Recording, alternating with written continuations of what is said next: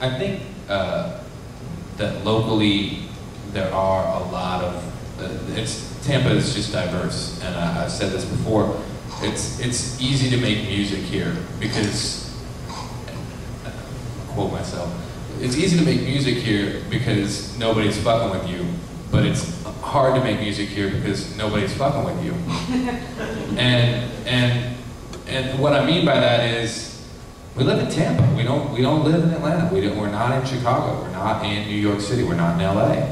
And there's producers sitting up here that are as talented as as you know, a producer who sells 100,000 records, who has a gold record. I mean,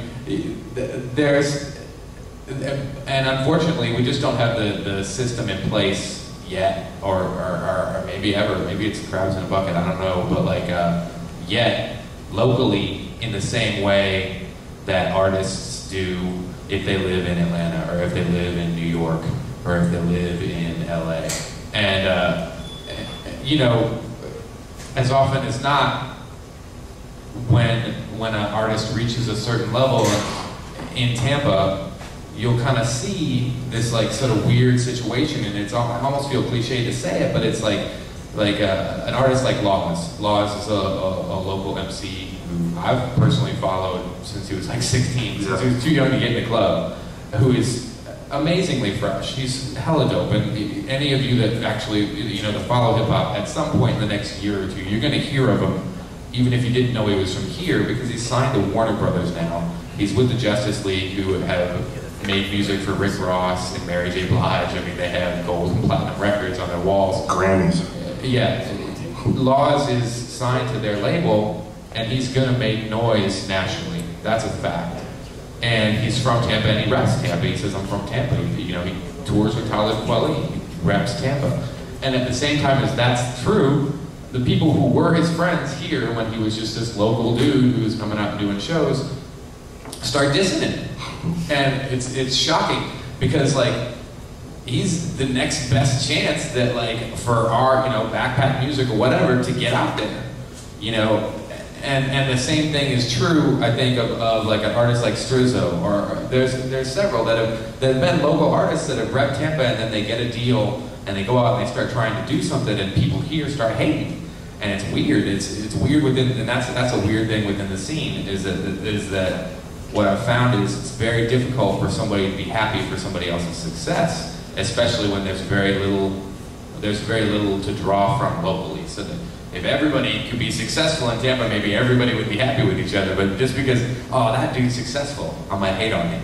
Right. It's usually other artists too that are doing the hating, right? Yeah, a lot of times, you know, and it's unfortunate. And that's the worst thing. If it were just a fan, it'd be one thing, but being that it's another artist. But here's what's here at the same time is what's cool about Tampa is that like you guys that were here, you listen to, you know, 3 very different tracks, at least in my opinion, from a producer's standpoint. There are 3 very different kinds of tracks. There were. And I'm not saying that, and as far as I haven't, but like, I'm willing to work with any of these guys. If any of them wanted to collaborate with me, I'd be over the moon. And the fact is that Royce, who makes more like kind of what I consider industry beats, asked me to do something with him the last time I was on a Symposium here, and asked Mud to, who also makes, you know, different kinds of beats.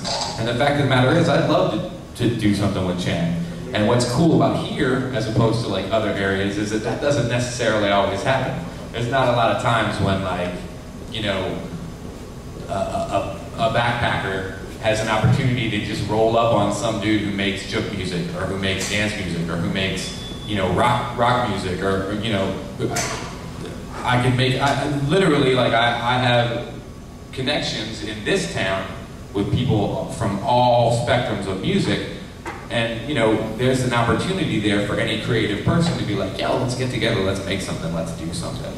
And, you know, that kind of stuff has happened with artists that we're personally friends with. You know, someone like BC is making a track on his next EP that's going to get out and going to get noticed and going to get paid attention to nationally. He's doing it with a singer-songwriter who sounds like Tom Waits, like a drunker Tom Waits, I guess. You know, I love it already. You know, that kind of stuff is like, there's opportunities for that, because it's very easy to do that in Tampa, and that's the thing that I think. Well, I think what's interesting about Tampa is the geography, especially if you start talking about Ybor City. You know, Well, I used to work for Creative Loafing, and at the time we had someone come down from our Chicago branch, and she was doing some training or something like that. And Jordan, I don't remember her name, but I was charged to take her around, I think, because she was, wanted to hang out and see Ebor or whatever. And she's from Chicago, and we went around different clubs and got a little drunk, and I'm really good at doing that. And she said something to me I thought was kind of poignant. It kind of lends well to what we're talking about in the hip hop world and just cross genre here. Is that she's like, I love Ebor because like everything's here in a box. You know what I mean? She's like, in Chicago and New York, like, it's so kind of spread out around the city. Like, you have to go in the this side of the town to go see, super dope punk shows. You got to go to the southwest side to see really good hip hop shows. And she's like, in Ebor, almost everything's here. I mean, if you think about it, I mean, you can go to Castle, get goth and industrial kind of stuff. You can go to Orpheum and see all your punk and indie stuff and New World and all the stuff they do and Empire and all that. It's all here, and I think that lends itself very well for collaborations, cross-pollination, people bumping into each other. So I think, I don't know, you guys think, that's making sense? The kind of geography? Yeah, I think so. I think I can appreciate that statement because I definitely can say that I appreciate a lot, other genres, different genres, just for the simple fact that I'm, rocking a show at the Orpheum and I'm passing New World and they're playing something that, I pretty much wouldn't listen to on a regular basis, but I'm passing and I'm like, oh, this is kind of fresh, So I think I can definitely agree with that, yeah, right. For sure. Well, I mean, I kind of wanted to make sure, because we're running up on time here, I wanted to make sure that we had enough time to open up for questions, so we can answer some questions here and maybe some comments. So, anyone have any questions or comments? Jordan? I do. It goes all the way back to the sampling and the production portion. Mm-hmm. But I noticed that 2 of the 3 pieces included actual electric bass. Are there instruments that lend itself or that you find yourself leaning on that are actual instruments as opposed to samples? I find myself a lot nowadays mixing the two. I don't think there's any particular instrument that I would lean towards any more than the other. I do a lot of the percussion pieces are all live. I just have like a little SM57 and a little stand with a bunch of noise makers, and I'll incorporate that with the samples. But I don't think there's any particular instrument that I lean towards more. But any opportunity to mix the two, I think, makes for a bigger sound. It makes for a little bit more. You just add a little bit more of your own flavor on it, as opposed to just being limited to what is on the record. I might take a whole song, go through a whole song, and find just a quarter note, and just use just that one little sample, and that will be the base for the rest of the beat, and the whole rest of the beat might come from a keyboard or a guitar or whatever the case may be. So I don't know. I think I find myself mixing the two, and with no particular instrument that I lean toward. But.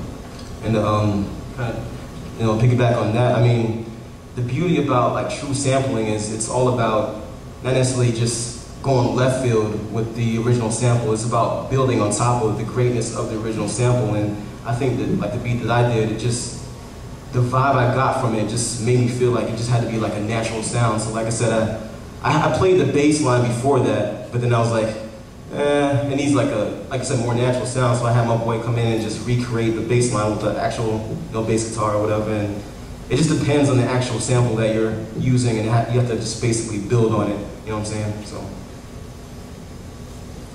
You have any questions, comments? Yes, sir. Yeah, I enjoyed all 3 of your beats. But when I listened to what you did and heard you talk about how you did it, I think of that more as composing or songwriting. What else is involved in producing? I mean, would the next step of those beats be to pair them with a suitable rapper or singer, and then bring other instrumentalists in? Where would you take those beats? What would be the next step? It's a good question. Well, one step could be, you know, giving it to a rapper and have a rapper get on it. I mean, you could always build on it. You can go any direction, really. I think the mix part of it, though, actually mixing it and doing all that stuff, I think that's where a lot of the, you know, the final touches go in. And I mean, if you heard the beat that I put out, if you heard that before I went into that side of it, it didn't sound anything like that. By the way, I wanted to know what the meter of that was, because it wasn't 4/4. It was not square. Do you know what the meter of that was? It was 4/4. The beat was 4/4. The sample, I think the sample was like. The sample, the original sample. What do you? I'm not sure. You think it was 3/4? Yeah, I think it was 3/4 too. Okay. But what do you? I mean, when you take a sample like that, you know, you chop the sample and fit it. He fit it into a 4/4 beat, but it was a 3/4 sample that came out. I mean, sorry. No, it's okay. No, I guess I misunderstood the question. Right. Now, could y'all explain that, what that means to people who might not know? Sorry. When you're listening to a beat, it's like a standard hip hop beat is 1, 2, 3, 4, 1, 2, 3, 4. That's called 4/4. So, you know, 4 and 4, 16, you know, 16 notes, and it's very kind of like, that's what you would consider a straight beat. But then, you know, when you get into more rock bands and less hip hop, well, although there's some hip hop that does it, it'll be 3/4. So it's like 1, 2, 3, 1, 2, 3, 1, 2, 3, 1, 2, 3, and that falls within 4 because it was 12. I feel like I'm a numerologist or something like that.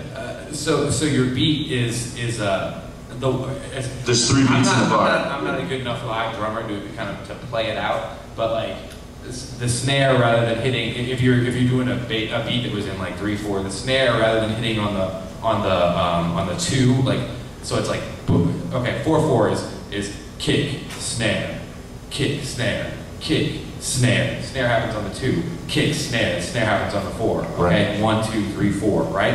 So a 3/4 is kick, snare, kick, snare, kick, snare, kick, snare. So it happens on third. Well, no, it's kick. I can't even do it. 3/4 is hard for me. But you know, so it's gonna count differently. Well, no, I understand that. Just saying, just some people who might just like, what do they mean? I mean, I don't know that was a very good explanation. So. Yeah, I had a question. When you're putting together your produced beats to hand to someone, do you give them more space, or like more space with a single beat set that you normally? I don't know about you, but when I produce a set of beats, and then there's transitions and all that. Do you provide more space for somebody to try to find their voice with, or do you find that you try to include more of your transitions to provide a better idea of what you do? Real quick, I give a straight loop. I come up with whatever the core of my loop is, and I just make that as like a minute or 2 minutes or whatever, and I go, here, check that out. If that's something you dig, you know, I've got this whole track with, like, you know, transitions and bridges and all, whatever. But if they're not feeling the initial loop, then they're really not going to feel my really fresh, like, triple snare fills and stuff. Anyway, so like, you know. But I mean, to me, it just depends on the beat itself. Like, to be honest with you, some of the beats never leave my house because I'm an MC as well. So I'm like, this is mine. Nobody else is having it. You keep all the good stuff. But I mean, it's just all about who you're marketing your beat to. You know, some artists are more song-oriented, where they want, you know, a chorus and they want a 16, you know, bar verse, and then that's how you have to just market it to them. Some people, you know, they don't really care about that. They're lyricists, and they just want to, like you said, hear the loop and hear how it sounds. So I think it just all depends on where you want to go with it. You know what I mean? Yeah. Yeah, I do the same thing. I just give them a loop. I'll make something, and a lot of times, a lot of the beats that I'll make really never go anywhere because, you know, let's say I gave somebody a beat, they like it. When they start writing to it and we start putting the song together, that's when I put all the changes, and that's when I put, you know, all the transitions and all that stuff based on, so that way the song kind of comes together, you know, from the MC's perspective and the producer, as opposed to, here's my finished beat, fill in the blanks. You know what I mean? So I think that approach helps make a better song. But to each his own. I mean, everybody does their thing different, so.